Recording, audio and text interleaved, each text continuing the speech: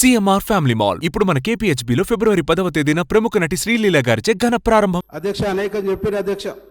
రోజు చాలా అంశాలని మాట్లాడుతున్నారు అధ్యక్ష. ఈ ప్రభుత్వం ప్రజలు ఎన్నుకున్నటువంటి ప్రభుత్వం.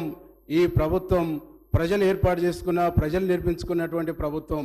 ఈ ప్రభుత్వాన్ని 2 నెలల్లో పడగొడతాం, 6 నెలల్లో పడగొడతాం అధ్యక్ష. ఈ పడగొట్టడానికి, కూలగొట్టడానికి ప్రభుత్వ బిల్డింగ్లు కాదు, ప్రభుత్వ భవనాలు కాదు, ప్రజల మనోభావాలు, ప్రజల ఆకాంక్షతో ఏర్పడినటువంటి, ప్రజల విశ్వాసాలతో ఏర్పడినటువంటి, ప్రజల నమ్మకాలతో ఏర్పడినటువంటి, ప్రజల 1000 కళ్ళతో ఆశతో ఎదురు చూస్తూ ఆ ప్రజల ఆశలు నెరవేర్చడం కోసం ఏర్పడినటువంటి ప్రభుత్వం అని చెప్పేసి చాలా గర్వంగా చెప్తున్నా అధ్యక్ష. అధ్యక్ష ఇట్లాంటి మాటలు మాట్లాడుతుంటే ప్రజలు మేము ఊళ్ళలో పోతున్నప్పుడు చెప్తుండ్రు అధ్యక్ష. ఏమంటుండంటే దాదాపుగా 10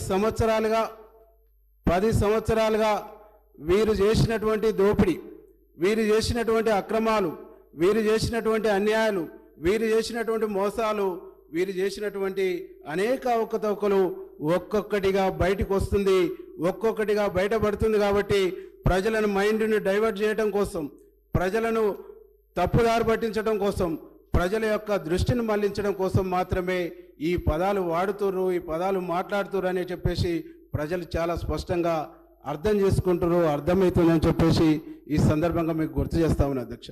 అధ్యక్ష ఒక్క విషయం ఈ సందర్భంగా మేము గుర్తు చేస్తా ఉన్నా అధ్యక్ష. ఈరోజు తెలంగాణ వచ్చిన తర్వాత తొలి ముఖ్యమంత్రి దళితుడే అన్నారు. ఉప ముఖ్యమంత్రి రాజయ్యను చేసి, రాజయ్యను తొలగించి దళిత జాతిని ఘోరంగా అవమానించినటువంటి ప్రభుత్వం గత ప్రభుత్వం అని చెప్పేసి నేను చెప్తా ఉన్నా అధ్యక్ష. రాజయ్యను ఎందుకు తొలగించారు, ఏ కారణం చేత తీసేసిరు, ఏ కారణం చేత పక్కకు పెట్టిరు అనేది ఈనాటికి ఆన్సర్ లేనటువంటి ఒక సందర్భంలో ఈరోజు దళిత జాతి అంతా తీవ్రమైనటువంటి నిరసనతో, తీవ్రమైనటువంటి ఆవేదనతో ఉన్నది. కాబట్టి ఆ సామాజిక వర్గం మా ప్రభుత్వానికి, మా కాంగ్రెస్ పార్టీకి మద్దతు ఇచ్చిందని చెప్పేసి సగర్వంగా ఇవ్వాలని నేను చెప్పుకుంటున్నాను అధ్యక్ష. అదే తెలంగాణలో కాంగ్రెస్ ప్రభుత్వం అధికారంలోకి రాగానే ఒక దళితుడైనటువంటి మా బట్టి విక్రమార్కన్నను డిప్యూటీ సీఎం చేసి సగర్వంగా అదే ప్రగతి భవన్లో కూర్చోబెట్టి తన ఉందాతనాన్ని చాటుకున్నటువంటి ముఖ్యమంత్రి మా ముఖ్యమంత్రి అని చెప్పేసి చాలా గర్వంగా చెప్తున్నా అధ్యక్ష. అధ్యక్ష ఈరోజు దళితులను ఉద్ధరిస్తున్నాం, దళితులను అభ్యున్నత మేము ప్రభుత్వం తోడ్పడుతుందని చెప్పేసి గత 10 ఏళ్ళుగా చెప్పారు అధ్యక్ష. అధ్యక్ష ఏం చేసిరు అధ్యక్ష? దళితులకు సబ్ ప్లాన్ అన్నారు, సబ్ ప్లాన్ బాగలేదని చెప్పేసి సబ్ ప్లాన్ తీసేసారు. సబ్ ప్లాన్ తీసేసి రకరకాల పేర్లు పెట్టారు. కానీ అధ్యక్ష నేను ఒక విషయాన్ని ఈ సందర్భంగా మీ ద్వారా సభ దృష్టికి తీసుకొస్తున్నా అధ్యక్ష. గతంలో కాంగ్రెస్ పార్టీ ప్రభుత్వం ఉన్నప్పుడు ఆనాడు Rajasekhara Reddy SC ST sub plan తీసుకొచ్చి అనేక సంక్షేమ కార్యక్రమాలు చేపట్టిండ్రు. ప్రతి గ్రామంలో ప్రతి సంవత్సరము ఎస్సీలకు ఎస్సీ కార్పొరేషన్ లోన్లు వచ్చాయి, బీసీలకు బీసీ కార్పొరేషన్ లోన్లు వచ్చాయి, ఎస్టీలకు ఎస్టీ కార్పొరేషన్ లోన్లు వచ్చాయి. ఒక్కొక్క గ్రామానికి పెద్ద గ్రామం అయితే 10 యూనిట్లు, 15 యూనిట్లు, 20 యూనిట్లు వచ్చేది. బీసీలకు కూడా 10 యూనిట్లు, 15 యూనిట్లు, 20 యూనిట్లు వచ్చేసేది. అట్లాగే వీటితో పాటు ఇండస్ట్రియల్ లోన్స్ కూడా ఎస్సీలకు ఉండేది. ఈ రకరకాల పేర్లు పెట్టేసి దాదాపుగా 5 సంవత్సరాలంటే పెద్ద గ్రామానికి 20 యూనిట్లు ఉంటే 5 సంవత్సరాలలో ఒక్కొక్క గ్రామానికి 100 యూనిట్లు వచ్చేది. 10 సంవత్సరాల కాలంలో ఒక్క విలేజ్కి 200 యూనిట్లు గతంలో వచ్చినటువంటి ఒక పరిస్థితి మనం చూసినాం. ఆ యూనిట్లలో 10 లక్షలు, 8 లక్షలు, 9 లక్షలు, 5 లక్షలు, ₹1,00,000 వరకు కూడా యూనిట్స్ ఉండేవి.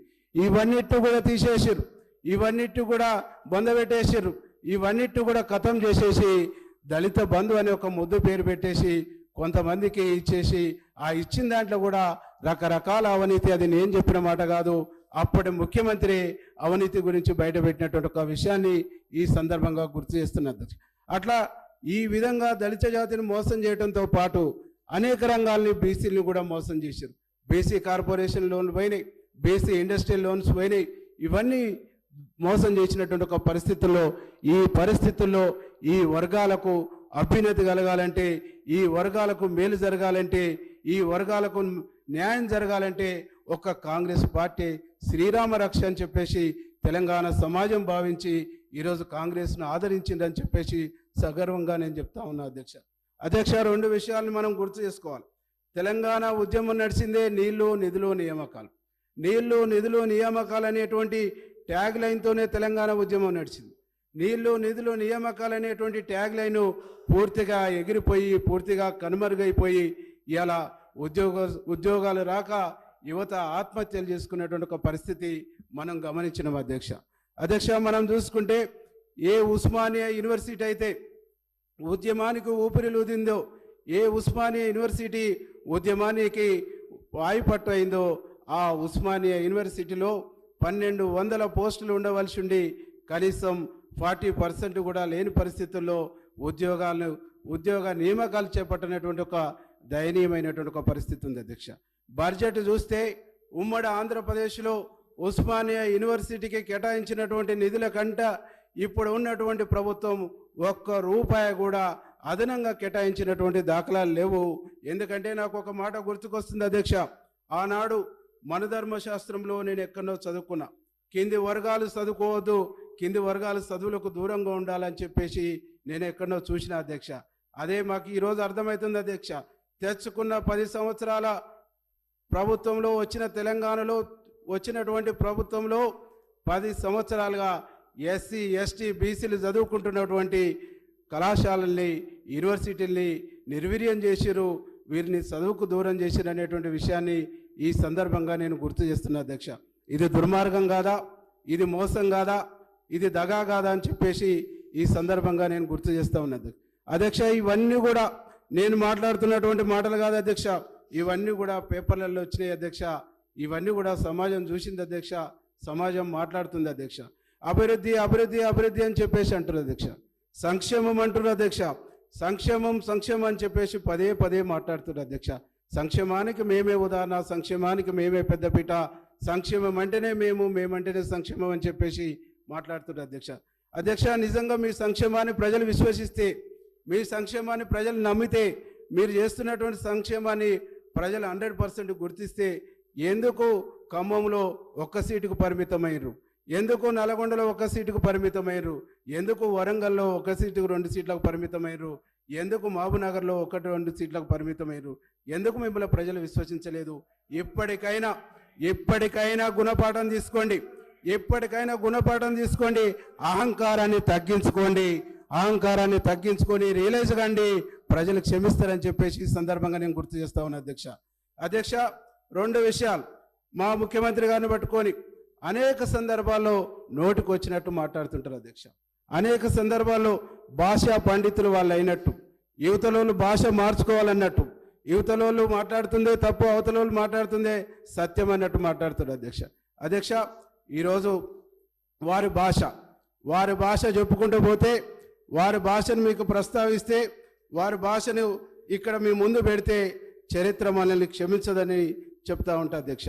నేను ఒక సందర్భంలో మా ముఖ్యమంత్రి గారికి మా శ్రీధర బాబుని అడిగితే, వారి భాషను మనం అందులో చదవద్దు, వారు చేస్తున్నటువంటి తప్పు మనం చేయొద్దని చెప్పేసి మాకు వారు సూచనలు ఇస్తుంటారు అధ్యక్ష. నిజంగా ముఖ్యమంత్రిని పట్టుకొని ఒక మాజీ శాసనసభ్యుడు, ఒక మాజీ ఎంపీ చెప్పు చూపిస్తూ మాట్లాడటం అంటే ఎంత దుర్మార్గం అధ్యక్ష. ఆనాడు ఉద్యమ నాయకుడిగా మా ముఖ్యమంత్రి రేవంత్ రెడ్డి గారు ప్రగతి భవన్ బద్దలు కొడతాం, ఆ ప్రగతి భవన్ ప్రజా సంక్షేమ భవన్గా మారుస్తామంటేనే అదేదో తప్పైనట్టు, అదేదో నేరమైనట్టు, దమ్ముందా ఇదా అదా అని చెప్పేసి మాట్లాడారు అధ్యక్ష. ఈరోజు వాళ్ళు మాట్లాడుతుంది ఏంది అధ్యక్ష, వాళ్ళు మాట్లాడుతున్నటువంటి భాష ఏంది అధ్యక్ష. అందుకనే మీ ద్వారా ఇక్కడ ఈ సభ ద్వారా మీ దృష్టికి తీసుకొస్తున్న అధ్యక్ష, ఈ భాష మీద మాట్లాడుతున్నటువంటి మాటల మీద ఏదన్నా ఒక రెవల్యూషనరీ తీసుకొచ్చి ఏదన్నా ఒక చట్టం చేయాలని చెప్పేసి కూడా మీకు ఈ సందర్భంగా గుర్తు చేస్తా ఉన్నా అధ్యక్ష. ఈరోజు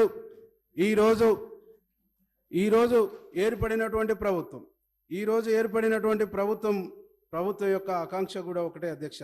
ఈ ప్రభుత్వం దళిత పక్షపాతి ప్రభుత్వం, ఈ ప్రభుత్వం గిరిజన పక్షపాత ప్రభుత్వం, ఈ ప్రభుత్వం మైనార్టీ పక్షపాత ప్రభుత్వం.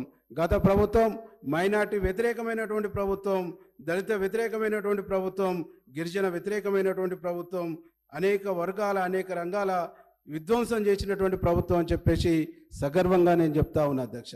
దానికి ఉదాహరణ ఈరోజు మీకు చెప్తున్న అధ్యక్ష, ముస్లిం వ్యతిరేకమైనటువంటి ప్రభుత్వం అనడానికి ముస్లిం రిజర్వేషన్లు 12% అన్నారు, ఇవ్వలేదు అధ్యక్ష. అట్లాగే గిరిజన వ్యతిరేక ప్రభుత్వం అయినందుకు దానికి సంబంధించినటువంటి కూడా ఆధారాలు అధ్యక్ష. అందుకనే అధ్యక్ష ఈరోజు ఈ రాష్ట్ర ప్రజలు కోరుకుంటుంది ఒకటే అధ్యక్ష, ఈ రాష్ట్రం అభివృద్ధి పదంలో పోవాలి, ఈ రాష్ట్రం సంక్షేమ పదంలో పోవాలి, ఈ రాష్ట్రం అన్ని రంగాల్లో అభివృద్ధి కావాలని చెప్పేసి ప్రజలు కోరుకున్నారు అధ్యక్ష. ఆ కోరికతోనే ఈ రాష్ట్రంలో కాంగ్రెస్ పార్టీ అయితేనే అవి చేయగలుగుద్ది, గౌరవ ముఖ్యమంత్రి రేవంత్ రెడ్డి గారు అయితేనే అవి సాధ్యమవుతుందని చెప్పేసి ప్రజలు ఆదరించినని చెప్పేసి ఈ సందర్భంగా నేను గుర్తు చేస్తూ ఉన్నది అధ్యక్ష. తెలంగాణ రాష్ట్రం తెచ్చుకుంది ఆత్మగౌరవం, స్వేచ్ఛ అనేటువంటి అంశం మీద తీసుకొచ్చుకున్నాం అధ్యక్ష. తెలంగాణలో ఆనాడు ఉమ్మడి ఆంధ్రప్రదేశ్లో తెలంగాణ ఉద్యమం నడుస్తున్నప్పుడు అనేక సందర్భాల్లో మనం మాట్లాడినాం. తెలంగాణలో స్వేచ్ఛ లేదు, తెలంగాణలో ప్రజాస్వామ్యం లేదు, తెలంగాణలో నిర్బంధం ఉంది, తెలంగాణలో దుర్మార్గం ఉందని చెప్పేసి మాట్లాడినాం అధ్యక్ష. గడిచిన 10 సంవత్సరాల్లో తెలంగాణలో మాట్లాడే స్వేచ్ఛను, భావ స్వేచ్ఛను హరించింది అధ్యక్ష. తెలంగాణలో సభ పెట్టుకునే హక్కు లేదు, తెలంగాణలో మాట్లాడే హక్కు లేదు, తెలంగాణలో తన నచ్చినటువంటి అభిప్రాయాల్ని చెప్పుకునేటువంటి ఒక స్వేచ్ఛ లేకుండా ఒక నియంతృత్వాన్ని, ఒక అప్రకటిత ఎమర్జెన్సీని కొనసాగించారని చెప్పేసి ఈ సందర్భంగా మీకు గుర్తు చేస్తా ఉన్నా అధ్యక్ష.